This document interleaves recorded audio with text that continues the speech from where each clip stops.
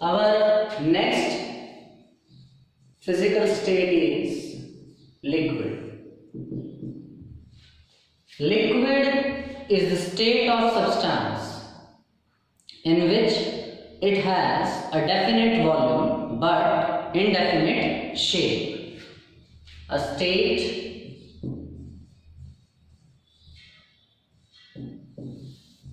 of substance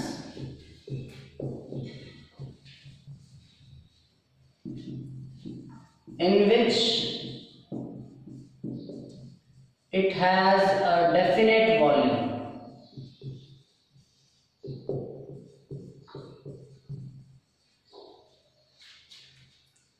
but indefinite shape. इनका volume तो definite होता है लेकिन शेप फिक्स नहीं होती. they take up the shape of container in which they are kept. जिस बर्तन में हम उसे रखते हैं ये उसी की शेप ले लेता है. they take up the shape of container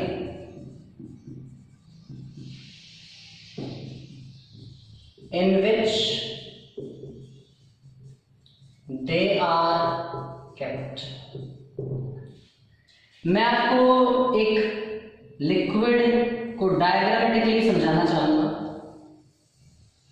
suppose कीजिए कोई बीकर है जिसमें इस वॉल्यूम मार्क तक एक लिक्विड फिल्ड है. तो लिक्विड के पार्टिकल्स इस तरह से होंगे, उनके बीच में काफी स्पेस होगा as compare to that of solids.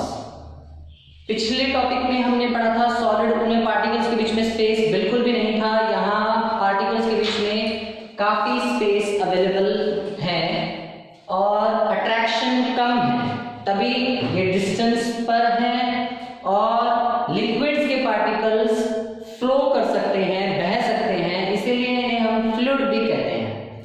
इनकी एवरेज काइनेटिक एनर्जी सॉलिड के पार्टिकल्स के कंपैरिजन में थोड़ी सी ज्यादा होती है. Inter particle space is greater and interparticle forces of attraction are weaker than solids. Solid के कंपैरिजन में पार्टिकल्स के बीच में स्पेस ज्यादा होगा और अट्रैक्शन कम होगा. Average kinetic energy of particles of liquid. Liquid के पार्टिकल्स की एवरेज काइनेटिक एनर्जी जो है is greater than solids. Solids के कंपैरिजन में ज्यादा होती है then that of solids.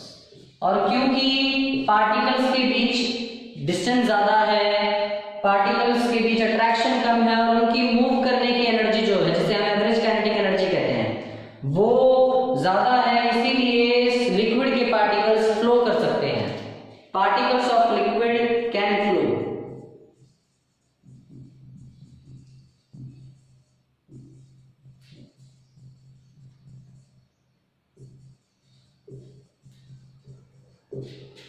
So they are called fluids. इसलिए हम फ्लूइड भी कहते हैं.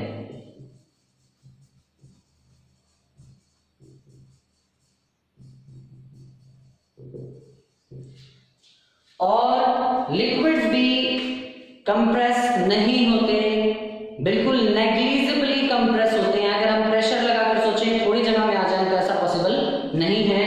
तो लिक्विड्स आर इनकंप्रेसिबल. इसमें आप ये भी डाल सकते हो.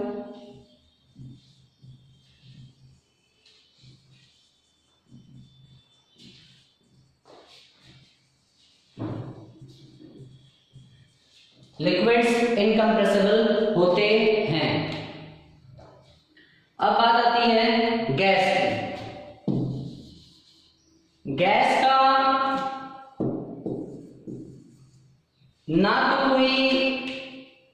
शेप होता है, ना ही कोई वॉल्यूम होता है।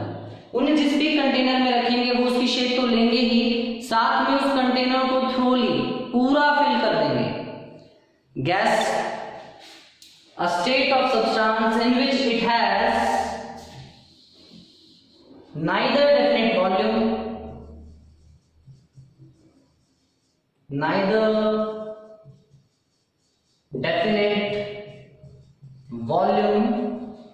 nor definite shape। ना तो डेफिनेट वॉल्यूम होती है, ना ही डेफिनेट शेप होती है। They take up the shape of container in which they are kept and also fill the container thoroughly।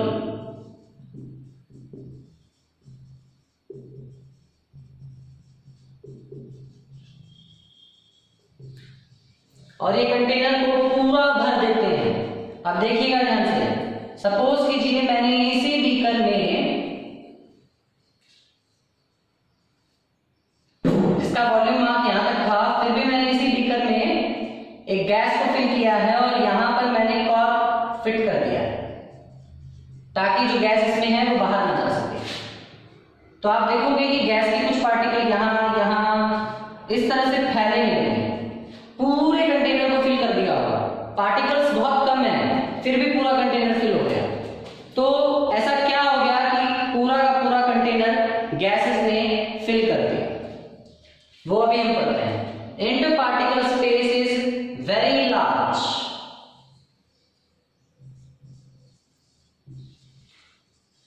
इंटरपार्टिकल space बहुत ज्यादा होता है and interparticle forces of attraction are very week,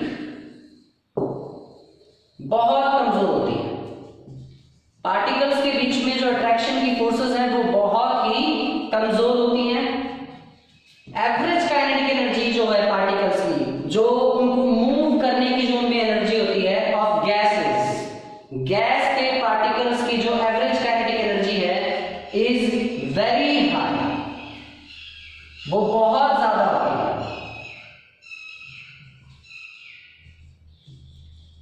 gas के पार्टिकल्स के बीच में average kinetic energy जो है वो बहुत ही ज्यादा होती है और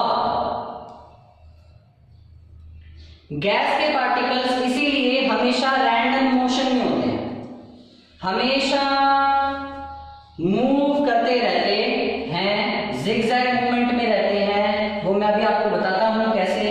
ये पार्टिकल इधर आ गया, ये इधर आ गया, इस तरह से एक दूसरे से टकराते रहते हैं, साथ में कंटेनर की दीवारों पर टकराते रहते हैं और कंटेनर की दीवारों पर फोर्स लगाते रहते हैं, जिससे हमें लगता है कि गैस ने कंटेनर की दीवारों पर प्रेशर लगाया है, क्योंकि फोर्स पर यूनिट एरिया ही प्रेशर होता है। तो आप ये कहोगे कि particles of gas are always in random motion.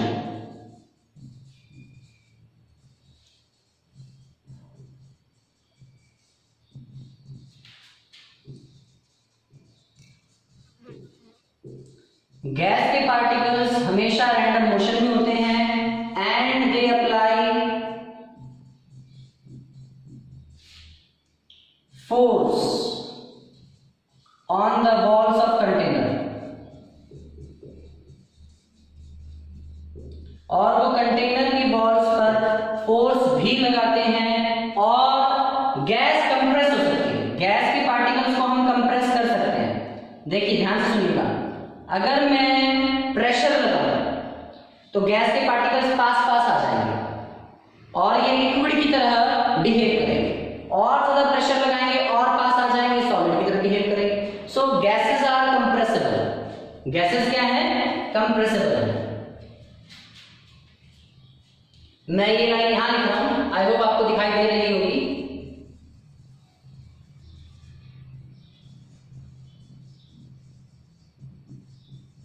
Gas की डिफ्यूजन स्पीड, डिफ्यूजन का मतलब होता है इंटरमिक्सिंग, एक दूसरे में मिक्स हो जाने की जो स्पीड है वो बहुत ज्यादा होती है। सपोज करो ये एक गैस है, ये इसके पार्टिकल्स है। सपोज करो ये दूसरी गैस है, ये इसके पार्टिकल्स है, और इनके बीच में जो स्पेस है ये इंटर पार्टिकल स्पेस है। ये वाली गैस इस गैस के इंटर पार्टिकल स्पेस में एंटर कर जाएगी और ये इसके इंटर पार्टिकल स्पेस में एंटर कर जाएगी। इस तरह से दो गैसेस का या दो से ज्यादा गैसेस का एक दूसरे के इंटर पार्टिकल स्पेस में एंटर कर जाना और मिक्स हो जाना, इंटरमिक्स हो जाना, ये कहलाता है डिफ्यूजन। और गैसेस की डिफ्यूजन स्पीड बहुत ज्यादा होती है। Diffusion speed of gases is very high. Diffusion speed of gas is very high. Gases की डिफ्यूजन स्पीड भी बहुत ज्यादा होती है। गैस को भी हम फ्लूइड कह सकते हैं क्योंकि वो भी फ्लो करते हैं। गैस भी फ्लो मतलब एक जगह से दूसरी जगह जा सकती है तो वो भी फ्लूइड में आएंगे। लिक्विड्स और गैसेस दोनों को फ्लूइड में कंसीडर किया जा सकता है। Gases are also considered as fluids.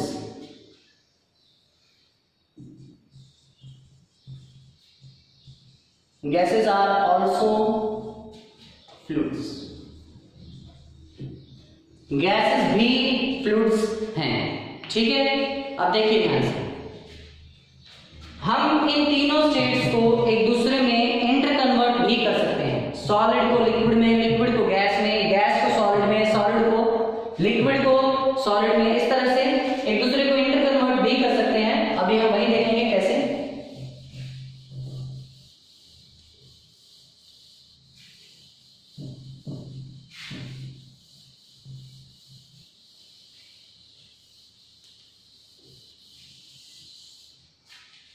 देखिएगा, हमारे पास एक सॉलिड है, एक लिक्विड है और एक गैस है। सॉलिड को अगर मैं टेम्परेचर दूं, TEMP टेम्परेचर दूं, तो वो लिक्विड में बदल जाएगा क्योंकि पार्टिकल्स को एनर्जी मिलेगी, वो दूर दूर जाएंगे, उनके बीच का अट्रैक्शन टूटेगा और वो लिक्विड जैसे बिहेव करेगा। लिक्विड को फर्दर टेम्परेचर दूं तो वो गैस में बदल जाएगा। अगर मैं गैस को कूल कर दूं तो पार्टिकल्स पास पास आएंगे, उनकी एनर्जी कम हो जाएगी, वो लिक्विफाई हो जाएगी। और लिक्विड को कूल करूं तो सॉलिड बन जाएगा। सॉलिड से लिक्विड बनाने का जो प्रोसेस होता है उसे मेल्टिंग या फ्यूजन कहते हैं। मेल्टिंग या फ्यूजन। मैंने सॉलिड को मेल्ट कर दिया या फ्यूज कर दिया लिक्विड में, टेम्परेचर देकर या हीट देकर, समझ लो। और लिक्विड को गैस में कन्वर्ट करने का प्रोसेस वेपराइजेशन, वेपर से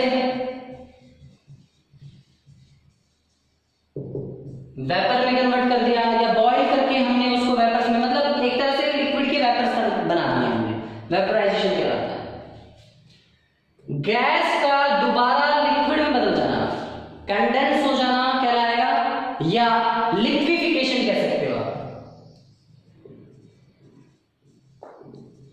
लिक्विफिकेशन कह लो, कंडेंसेशन कह लो। ऐसे ही लिक्विड का सॉलिड में कन्वर्ट हो जाना फ्रीजिंग होता है, इसे भी आप कंडेंस कर दिया ऐसा बोल सकते हैं, ठीक है। तो गैस को लिक्विड में बदलने के लिए method to convert gas into liquid, method of liquefaction of gas.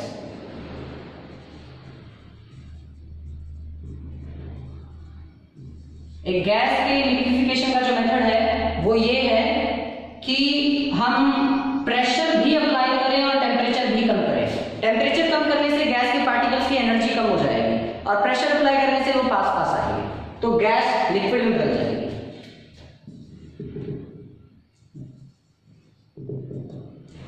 On applying pressure,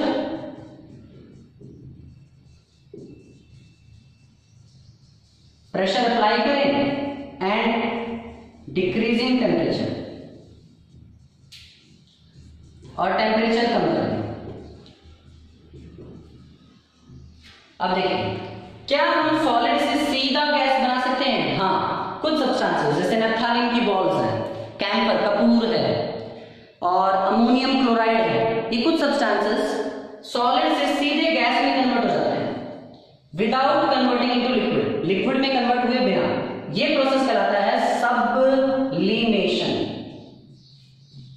तो सब्लिमेशन क्या है? सॉलिड का सीधा गैस में कन्वर्ट हो जाना without converting to liquid. Liquid में कन्वर्ट हुए बिना सॉलिड का सीधा गैस में कन्वर्ट हो जाना सब्लिमेशन कहलाता है। कुछ सब्सटेंसेस जैसे कैम्फर, अमोनियम क्लोराइड, नेप्थालीन बॉल्स, ये नेप्थालीन बॉल्स आपको वेस्ट वॉशिंग में पड़ी छोटी छोटी गोलियां दिखाई दे रही है, या फिर हम कपड़ों के बीच में रख देते हैं कुछ गोलियां व्हाइट कलर की नेप्थालीन बॉल्स होती है। ये कपूर है, ये अमोनियम क्लोराइड, ये कुछ ऐसी चीजें हैं जो सॉलिड से सीधी गैस में जाती है। ठीक है, अब गैस से सीधा सॉलिड भी बन सकता है, वो भी लिक्विड में कन्वर्ट हुए बिना। इन चीजों को गैस से सीधा सॉलिड में भी कन्वर्ट किया जा सकता है, उस प्रोसेस को कहते हैं डीपोजिशन। डीपोजिशन, ठीक है। तो ये है physical classification of matter on basis of physical state, solid, liquid and gas. मेरी इच्छा तो ये थी स्टूडेंट्स कि मैं पूरी क्लासिफिकेशन टेबल एक ही वीडियो में डालूं, पर रिसोर्सेज अवेलेबल ना होने के कारण आज मैं इतना ही कर पाऊंगा, फोन में इतना स्टोर नहीं होता। इसके बाद ये वाली वीडियो आपको कल देखने को मिलेगी, बाकी टेबल हम कल डिस्कस करेंगे। इसी तरह से लाइन टू लाइन हर एक चीज होगी। Thank you very much.